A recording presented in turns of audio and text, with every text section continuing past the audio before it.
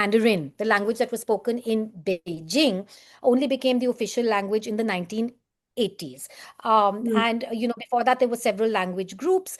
But what Chinese had, which Indian languages do not have, is regardless of whichever language you were speaking, which could be so different that they were mutually incomprehensible. However, they did share a script, so you could read, regardless of whichever Chinese language you were speaking in. Indonesia, on the other hand, 17,000 islands.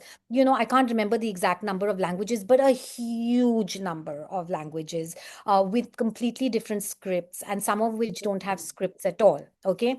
But so here you have these two examples of very plural nations, and Indonesia is also multi ethnic. It is also multi religious, and it was very much multilingual.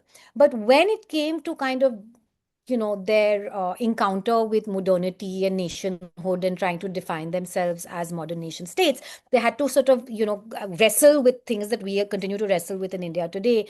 And in both of them, it was decided that if you cannot speak to each other, language is so essential to how you see the world, and language is such an important way of identity, essentially of identity. It's one of the closest things that you can come to national identity. And if you don't share a language with people who are in the same country, you will not share the same civic sense. You will not have the same sense of citizenship.